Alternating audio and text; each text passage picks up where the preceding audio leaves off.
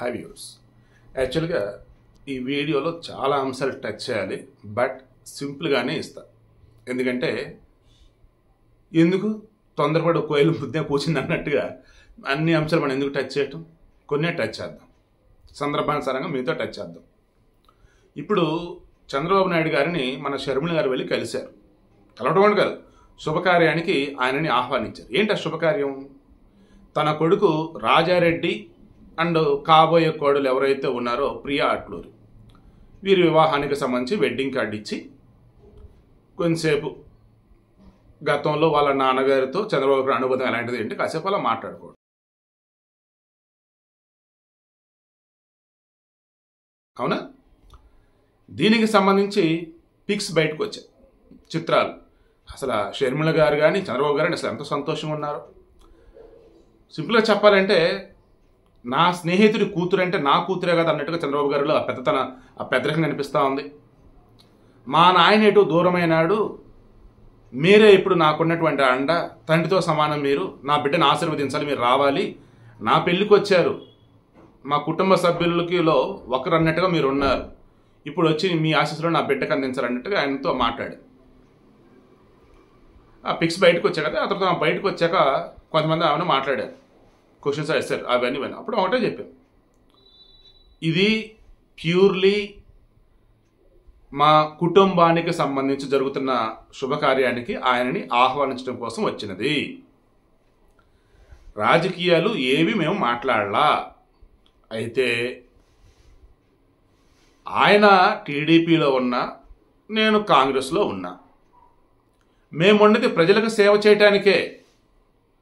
రాజకీయ పరంగా ఎప్పుడన్నా నేను ఎవరన్నా అన్నా, వాళ్ళు మమ్మల్ని ఏమన్నా అన్నా, అది రాజకీయానికి పరిమితం, అది వ్యక్తిగతంగా దూరం. మీకు అర్థమవుతుందా? చాలా చాలా తెలివిగా మాట్లాడింది ఈమెయితే. ఎలాగైతే ఆడపిల్ల అంటే అక్కడ పిల్లని, పాదయాత్ర అంటే పాదాల మీద నడిచే యాత్ర అని, తర్వాత నేను తెలంగాణలో పుట్టా, తెలంగాణ బిడ్డనని, ఇలా రకరకాలుగా ఎలాగైతే చెప్పారో, ఇప్పుడు వాటికి సంబంధించి ట్రోలింగ్లు ఎలా అయితే నడిచాయో అలా ఇక్కడ నడిచే ఛాన్స్ లేదనమాట. ఎందుకంటే అరే భలే మాట్లాడారే, కరెక్టే కదా అన్న ఫీలింగ్ అనమాట. అంతకుముందు ట్రోలింగ్లు చేసినవి ఏంటి, ఎటకారంతో కూడింది. ఇప్పుడు ఎటకారం కాదు, ఇక్కడ సాంప్రదాయబద్ధంగా. జగన్మోహన్ రెడ్డి చంద్రబాబు నాయుడిని ప్రతిపక్షం నాడు చూస్తలా, బద్ద శత్రువుంటూ చూస్తూ ఉన్నాడు ఆయన. అయితే కారణం ఏంటి? వైఎస్ రాజశేఖర రెడ్డి మరణించిన తర్వాత జగన్మోహన్ రెడ్డి మీద సిబిఐ వాళ్ళు, ఈడీ వాళ్ళు కేసులు నమోదు చేయడానికి కారణం చంద్రబాబు అని, జగన్మోహన్ రెడ్డి జైల్లో ఉండడానికి కారణం ఆ కాంగ్రెస్ వాళ్ళు, ఈ టీడీపీ అధినేత చంద్రబాబు నాయుడు, వీళ్ళంతా కలగలిపి ఇదంతా చేశారని ఆయన అనుకుంటున్నాడు ఇప్పటికి కూడా. దీనివల్ల ఏమవుతుంది, ఒక చంద్రబాబు నాయుడిని ఏంటి, ఒక టీడీపీని ఏంటి, చంద్రబాబు నాయుడు పుట్టినటువంటి వాళ్ళ కులాన్ని ఏంటి, అబ్బో బాబోయ్ దేనిని వదలటం లేదు. చివరికి చంద్రబాబు నాయుడికి సన్నిహితులుగా ఉన్నటువంటి వాళ్ళతో ఈ వైసీపీలు కలిసి ఆయన ఊరుకోడు.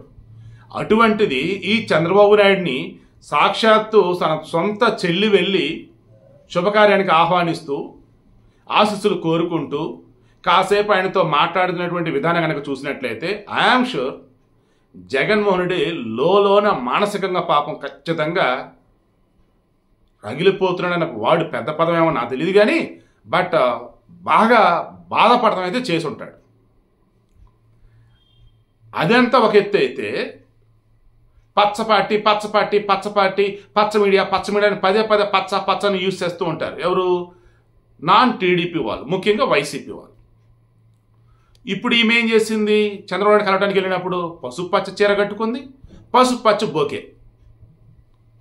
దీంతో ఈమె కాంగ్రెస్ని వీడి టీడీపీలో జాయిన్ అవుతుందా ఏంటి అని ఒక డౌట్ కూడా రేస్ చేస్తూ ఉన్నారు. బట్ ఆమె క్లారిటీ ఇచ్చింది, ఏమని?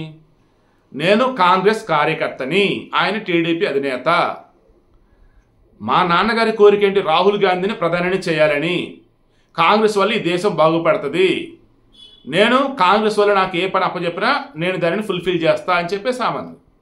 సో మీరు చూడండి, ఈమె కాంగ్రెస్ స్టాండ్ తీసుకున్నప్పటి నుంచి ఈ రోజు వరకు కూడా ఎక్కడ కూడా వైసీపీని పల్లెత్తొక్క మాట అనల, వాళ్ళన్న పల్లెత్తొక్క మాట అనల. కానీ ఈమె చేస్తున్నటువంటి ప్రతి పని ఖచ్చితంగా అది జగన్మోహన్ రెడ్డి కావచ్చు, వైసీపీ కావచ్చు, భయంకరంగా పించింగ్ అంటారు కదా, గుచ్చడం అంటారు, లైక్ ఆ వేలోనే ఉన్నాయి.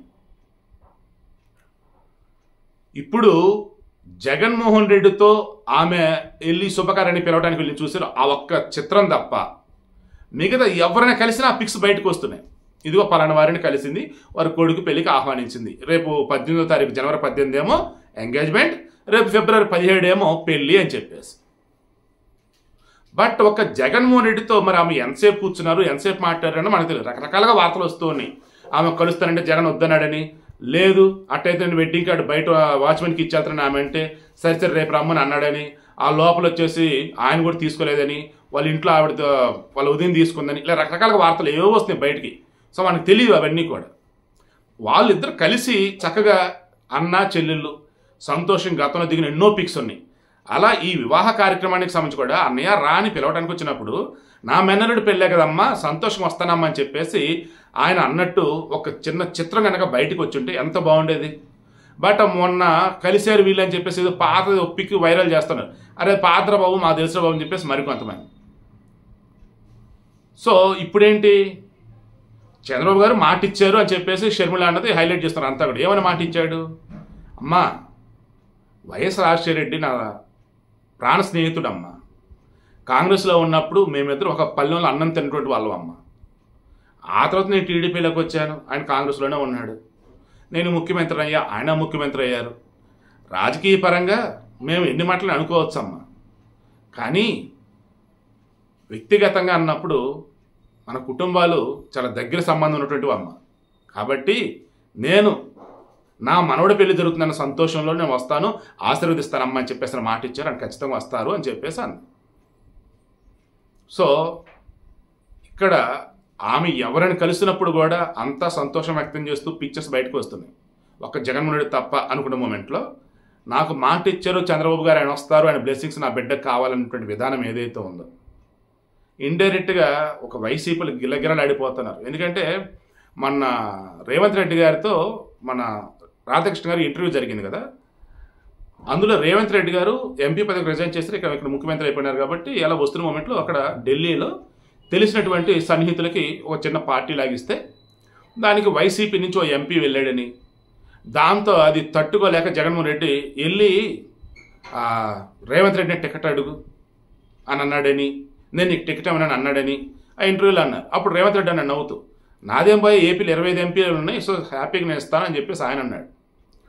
సో జగన్మోహన్ రెడ్డి అనబడే వ్యక్తి తనకు నచ్చని పని ఎవరైనా చేస్తేనే వాళ్ళని ఆవిడ దగ్గర ఉంచుతాడు. అట్లాంటిది తనకు నచ్చనటువంటి మనుషుల్ని ఏకంగా వెళ్ళి ఇంట్లో జరిగే శుభకార్యానికి రావాలని, ఆశీస్సులు కావాలని సొంత చెల్లెలు అడిగినటువంటి విధానం చూసి ఆయన అసలు ఏమాత్రం డైజెస్ట్ చేసుకోలేడని, అండ్ వైసీపీ వాళ్ళు వచ్చేసి రానున్న రోజులలో ఈ షర్మిల ఎటువంటి ట్విస్ట్లు అయిపోతుందో ఏంటో అర్థం కాక అల్లల్లాడిపోతున్నారని ఈరోజు అంతా అనుకుంటున్నారు, పోస్టులు పెడతా ఉన్నారు. బట్ నేనైతే మరలా చెప్తున్నాను కదా, హర్షకుమార్ ఉన్నాడే మాజీ ఎంపీ ఏపీలో అమలాపురం, ఆయన ఆల్రెడీ మొన్న అన్నాడు షర్మిల జగన్ రెడ్డి ఇద్దరు కూడా వైఎస్ రాజశేఖర కొడుకు కూతురు, అతను అన్న ఈమె చెల్లి, వీళ్ళ ఆలోచనలు ఎప్పుడు ఒకలాగే ఉంటాయి. ఇప్పుడు ఆ పార్టీ ఈ పార్టీ ఉండొచ్చు, రేపటి రోజు అన్న కోసం చెల్లి, చెల్లి కోసం అన్న ఖచ్చితంగా ఉంటారు. కాబట్టి ఆమె వల్ల కాంగ్రెస్ కొత్తగా వచ్చేది ఏమీ లేదు అని ఆయన అంటా ఉన్నాడు. అలా ఉంటారా? లేదన్నప్పుడు రాజకీయంలో అసలు సొంత అన్నదమ్ములేంటి, సొంత అక్క చెల్లెలేంటి, సొంత తండ్రి కొడుకులు కూడా ఎవరి ధరాలు అన్నట్టుగా ఉంటారు. ఎవరికైనా అధికారం కావాలి. సో వాళ్ళు ఇప్పుడు షర్మిల బిహేవ్ చేస్తూ వైసీపీని పాతరంలోకి తొక్కే విధంగా అడుగులు వేస్తుందా చూద్దాం.